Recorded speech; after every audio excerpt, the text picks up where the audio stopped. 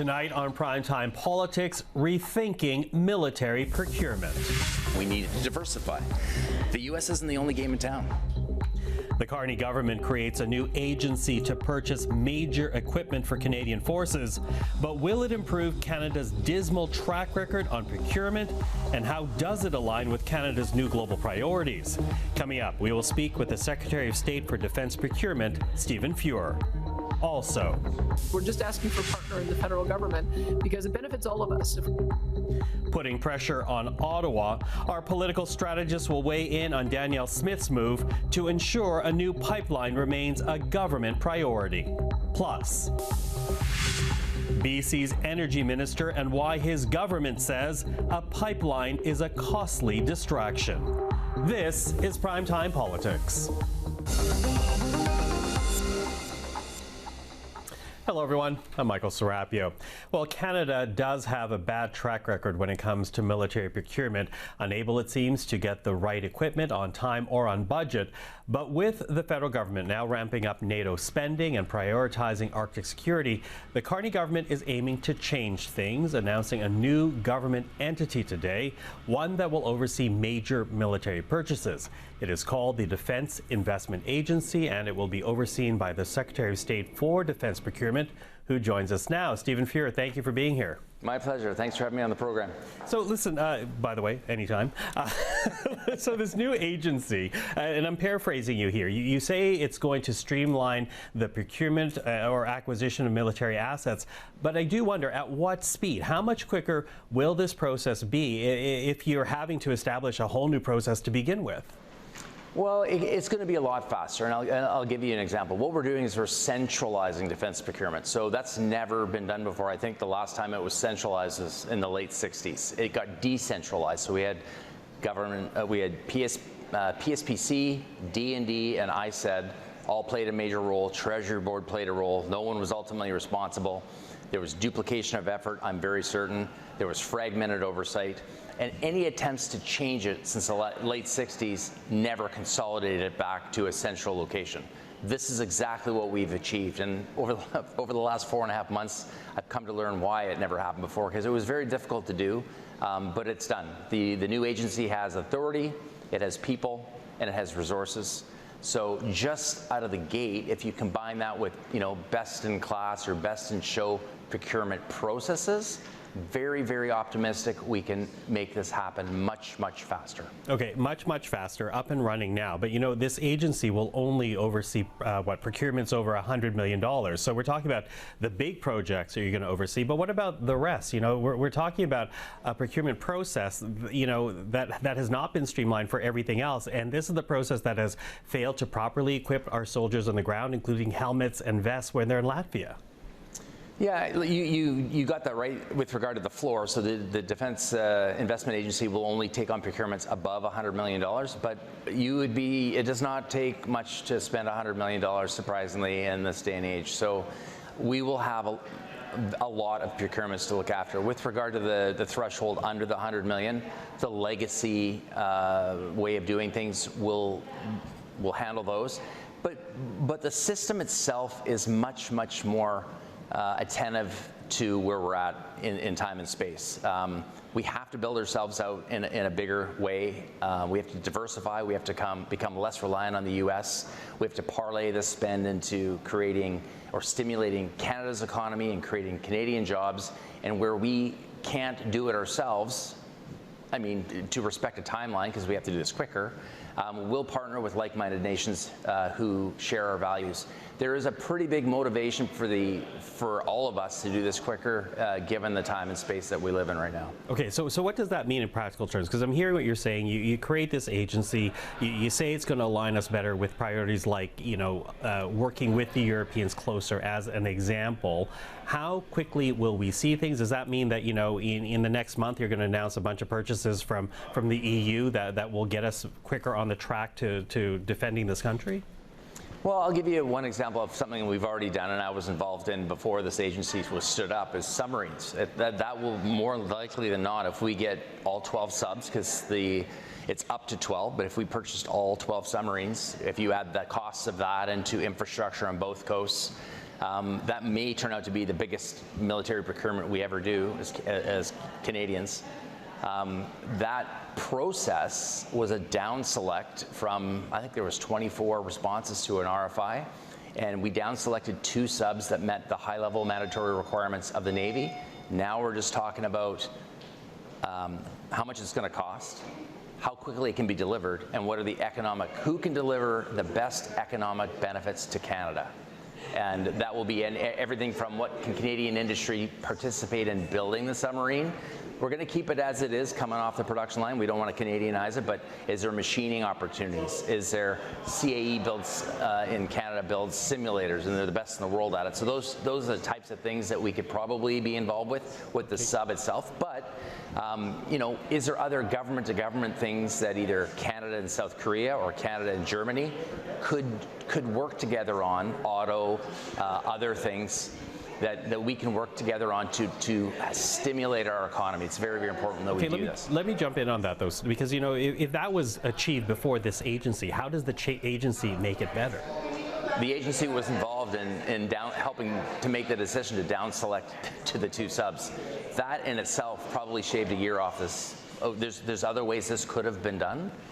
But our little agency was in the background talking to the people that were going through the returns to the RFI, and we had input, and we were insisting on, let's just pick the 2 that meet the needs of the Navy and get on with running them off against each other to see who can deliver the best benefits to Canada. Okay, so the agency was working in the background even before today's announcement? Yeah, absolutely. I mean, it took time to get people and resources and the paperwork, but and I wanted to get up and running day one, so it's not like files. I'm not familiar. I've been taking briefings. I've been visiting industry. There's a whole host of things that I've been doing. It's been 5 months prior to today when we announced officially the agency. Okay. So, let me pick up on another point that you said then, because you do mention the United States. Where does the U.S. fit in here? And is there a potential political pitfall for you in that Washington may not be happy about Canada talking about diversifying sources? Well, I mean, we're a sovereign country, and we'll make decisions. That's what sovereign countries do. They make decisions based on their own best interests. We want to partner with the U.S. and other folks, but it makes absolutely no sense to be so reliant on one source for anything. And I think it's a fair thing to say that this last 10 or 11 months has woken this country up to the fact that maybe we shouldn't continue moving into the future being so reliant on one source for anything.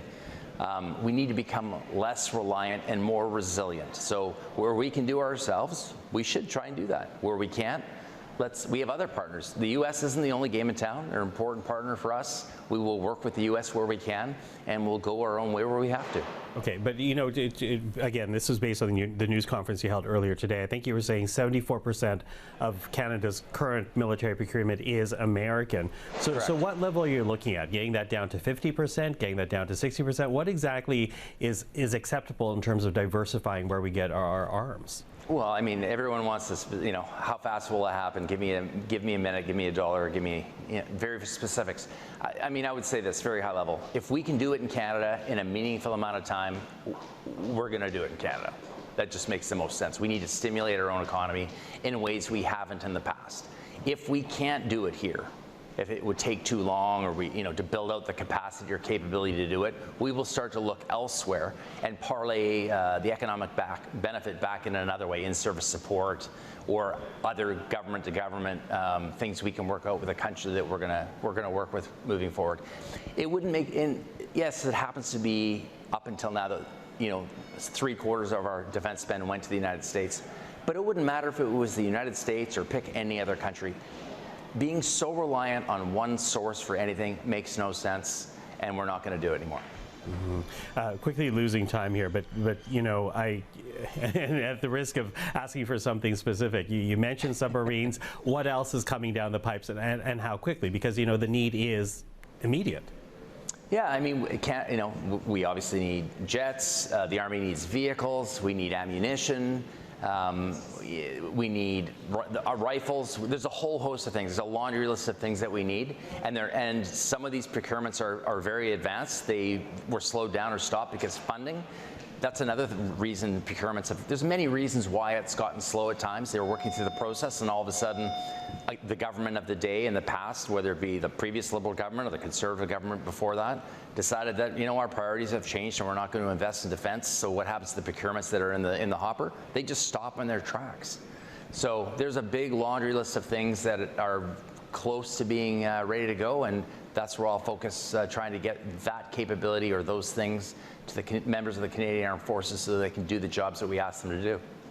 Okay, well, I look forward to our next conversation. And as I said earlier, you're welcome anytime, Stephen Fuhr. Thank you for that. Thank you for having me on the program. Well, in a moment, we will speak to British Columbia's Energy Minister about his government's ongoing opposition to a new pipeline to the BC West Coast. But first, as a bit of background, yesterday the Alberta Premier did double down on her efforts to get a pipeline built, announcing Alberta will now be the major proponent behind an application to the Major Projects Office, and telling us here on PrimeTime Politics that this is the moment to see if Mark Carney's words about Canada being an energy superpower will translate into action. I saw with great interest that Prime Minister Mark Carney campaigned on being the strongest economy in the G7. He campaigned on being an energy superpower on both conventional as well as new energy. And so he's got to make good on those words, in my view. He got a mandate on that basis, and we're going to see whether or not he's going to make some of the changes that will allow us to get there. Well, joining us now is BC's Minister of Energy and Climate Solutions, Adrian. Minister, thank you for joining us. It's great to be on the show, Michael. Now, listen, I want to begin with Premier Eby because we've heard him say that, you know, he's not really treated this pipeline idea very seriously, in part because it has no private sector proponent. But if this decision by Alberta to put forward an application does lead to a private proponent of the project, would your government be more open to the idea of a pipeline? Well, that's a hypothetical start. So let's start with the facts. There's no proponent. That's why Alberta is playing this role. There's no route. There's no private money. It's all public money that we can see. There's, given the cost of this venture compared to the much less expensive cost of other ventures, there's almost certainly no take-or-pay contracts, which are essential to this. And finally, of course, this would require, in British Columbia, getting rid of the tanker ban on the North Coast. The tanker ban has been in place for some time, and which is essential, which is foundational for tens of billions of dollars of investment we're making here, as well as foundational to people who live on the North Coast. So, you know, this is a political project, and of course, we'd much rather talk about the dozens of national projects of national importance in BC that have proponents, that have plans, that have business plans, that have an economic rationale and can go forward. So that's what we'd rather be talking about, because we're driving those initiatives. And by the way, many of those plans benefit the province of Alberta. So there are alternate projects that you outline. Is there at all an openness, though, to hear the arguments in favor of a pipeline, or is it an absolute no? Oh, look, there is no project unless we're talking about, again, because we've done this once in the last decade, tens of billions of dollars of public money to subsidize this proposal, which is talking about. So if that's the intent of any government, be it Alberta or the federal government or others, they should be clear about that. But that's certainly not the message that I've received from the Federal Energy Minister, Tim Hodgson, or anyone else, who have been very clear that these need to be private sector projects. Okay. Now, you mentioned alternate projects as opposed to this pipeline. And, you know, Premier Eby has talked about, for example, a national electricity grid or a hydrogen project. But I'm wondering what kind of economic activity that would actually create. Because with an Asian market looking for oil and gas, Alberta makes the argument, the Premier of Alberta makes the argument, that a pipeline to the BC coast would add $20 billion to Canada's GDP. Would the other projects add as much to the national economy?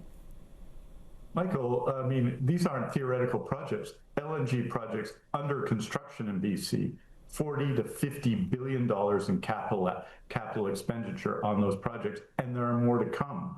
And those projects, of course, because they've largely developed in the northwest of our province, depend on things like the tanker ban. The consent that we've received to proceed with those projects have depended to some degree on that tanker ban.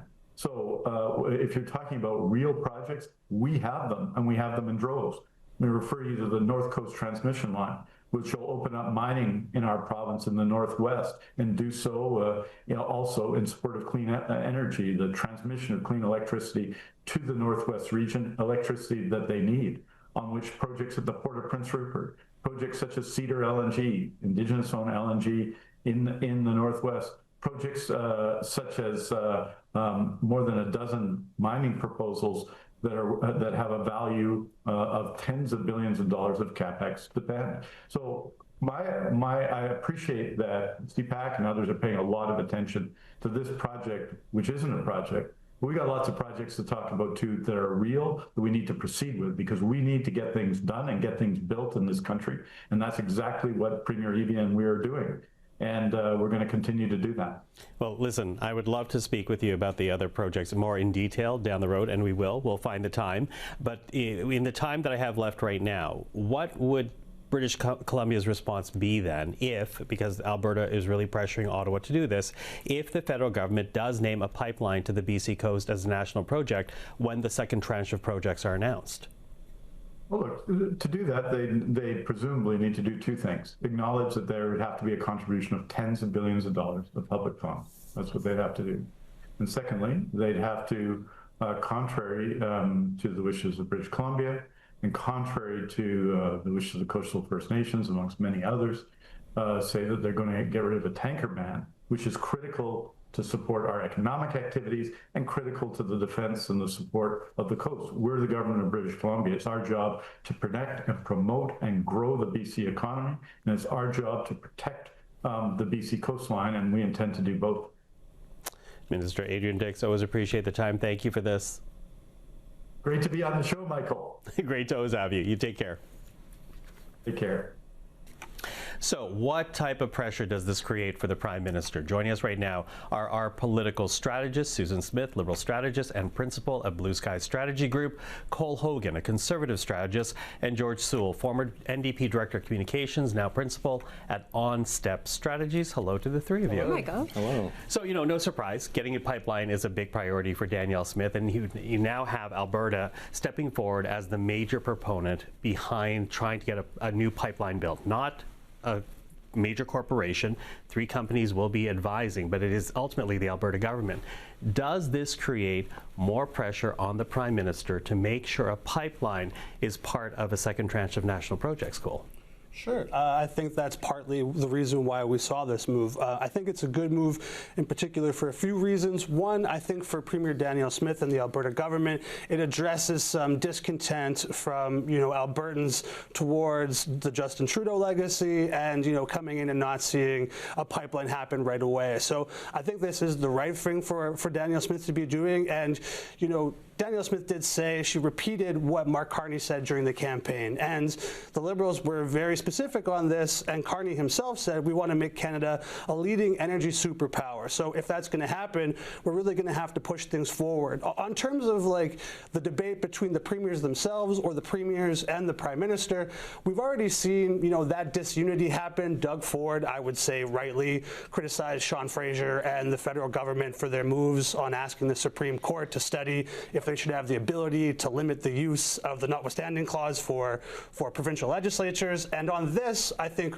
watching Danielle Smith and David Eby go back and forth, I see the Alberta government sharpening their pencil and David Eby perhaps playing a bit more to the provincial local politics in BC. Okay, listen, we'll get to Premier Eby in a bit, because without a doubt, there's no way this pipeline is going to happen without British Columbia, because it is on the BC coast that Alberta wants to terminate this pipeline at. But does this create, Susan, more pressure on Mark Carney to deliver a pipeline in the second tranche of projects? First of all, I want to give Premier Smith, I don't say this very often, some credit for a creative solution. Mark the day and the time. No relation. No relation. No, I think she's come up with a creative move to move a pipeline conversation higher up the list. I might take a bit of issue with the term proponent at the moment. The proponent is usually a commercial partner or someone who's going to see the project through to operation. And what she's come through with is $14 million to get things moving. And I think it's super clever. Is the project shovel ready? Is it as far ahead as the other 5 projects that have been named already, the major projects list, or the ones that could come by Grey Cup, I think was the Prime Minister's term? I'm not sure it's that ready yet, but if she can get it started, then maybe there's a corporation who's willing to make the multi-billion-dollar final investment decision to move on something like that. But that's after the consultation with the provinces and the municipalities and the First Nations communities. But she's opened the door to the conversation for sure. I don't think the Prime Minister's opposed. The one thing that Minister Tim Hodgson said and the Prime Minister has said in all the materials is there has to be a CCUS, carbon capture and utilization component to it. So I'm sure the Premier's open to building that kind of thing into it, and we'll have some interesting conversations about whether this is a viable project. It's definitely not on the list. I don't think it's there to be. It's not off the list. It's got a long way to go before it's on the list. Okay, George, what do you think? Second tranche, not second tranche, the pressure to make that happen? Look, I mean, the whole time Premier Smith has been saying there's a proponent coming, and public dollars does not a proponent make. I mean, this is still just her saying we want this pipeline, and you know, there's still capacity within TMX. So if they want to get more oil through the pipe, they could. There's still room to get it to the coast in the existing pipeline, the one that Rachel Notley, NDP Premier of Alberta, made happen with the federal government. And this new pipeline, it's not going to happen. It's a dream of Danielle Smith's, but nobody else wants it. We have Imperial Oil laying off a whole bunch of workers in Alberta right now. Look, I'm not one of those Democrats who says we should turn off the oil taps today. I don't believe that. I do believe in can make sure we have a transition for these workers and these jobs. But the fact is, the rest of the world is turning away from this kind of energy, and the customers aren't there, and that's why the proponent's not there, which means that we shouldn't put more public dollars into a pipe that no one's going to want anyway. Okay, but you know, is there a question of national unity on the line here? Because you know, Danielle Smith, since Mark Carney's election, and Mark Carney talking about creating the Canada as an energy superpower for the world, conventional and new technologies. You know, Danielle Smith has not been as oppositional to Ottawa as she was in the Trudeau era. Does this risk creating that rupture again if the Prime Minister does not add a pipeline to his priorities of national projects, Susan? I don't think Danielle Smith's opposition to Ottawa has anything. The cyclical nature of that has to do with her cyclical electoral fortunes. That's, to me, what's going on in Alberta. Does she need to start kicking Ottawa to distract from over there? Canada, ruptures is a strong word. A bit of disharmony here and there, a bit of competition between the premiers and the provinces is nothing new in this country. I don't think we need to overread or overreach on that. The Premier of Alberta and the Premier of BC are going to have to sit down. All the adults in the room are going to have to sit down for big things to be built in this country. We would hope that common sense prevails, but dialing it up, it's always going to dial up at some point in the other. It's a bit like whack-a-mole. Who's cranky this week? At the moment, Premier Smith isn't cranky, but maybe she will be next week. Depends on what's going on at home, as far as I'm concerned. Cool. Yeah, I'll address two parts of this. I think on the private proponent side, like the mere appearance of Mark Carney doesn't all of a sudden instill confidence in the natural resource sector. So they're looking at the past 10 years of the Trudeau Liberal government, and there's still a bit of a hangover there for Mark Carney in terms of Albertans and the way that they look at Liberal energy policy. You know, Bill C-69, the tanker ban, the emissions cap. Like, these are things that have, you know, sort of, I think, motivated private proponents away from projects like this. And I think here, at least, we're seeing the Premier of Alberta get the ball rolling. To Susan's point, I think like that's going to happen in terms of the Premier of British Columbia and Alberta having that conversation about a pipeline like this. But these are the conversations we'll have to actually get Canadian energy moving and make it happen. And she's just announced $14 million for feasibility studies. Like, there's still no pipeline, this is right? essentially putting the proposal to the office to consider as a major project. In terms of the implications of Ottawa not including it in the second tranche, George, any concerns there? Look, I mean, I get it. Like, I get that they're trying to make all the premiers happy, but when your requests are unreasonable, you can't just bend and say yes. I mean, there's lots of other things that we could do. There's the National Energy Corridor we could talk about. There's electricity transmission between British Columbia and Alberta and Manitoba and Saskatchewan. There's lots of, they could invest in helping to, in renewables. Texas is investing massively in solar and wind, and Alberta is not. They were, and those companies have left. Some of those luckily stayed in Canada, but some of them have gone to other parts of the world. That's a problem.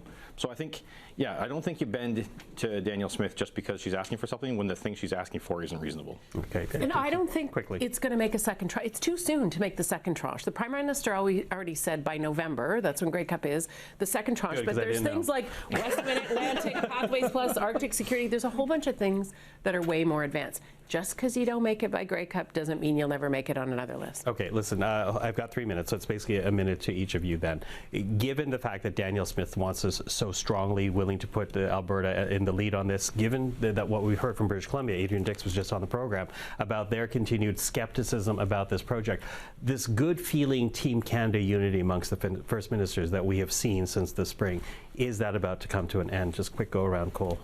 Sure. I think that this is just part of the natural national conversation. Alberta is going to be a big leading voice in this. I think that what Danielle Smith has done so far is she's speaking exactly to Albertans. I think I saw her on one of the Alberta Next town halls say, I sleep comfortably every night knowing I don't have to worry about the concerns of Toronto and Montreal. So in having this proposal out there, she's speaking directly to, the Albertans in the province who want to see projects like this go forward. And every respective premier is going to do the same thing. So Mark Carney will have to, the First Minister's meeting, whenever the next one is, it'll be the same old in terms of every province looking for what they want. And I think that's to be expected, but hopefully energy can keep moving. Okay. Susan. When families get together at a wedding, they're usually well behaved and in a good mood, and in between there's sometimes squabbling and stuff that goes on.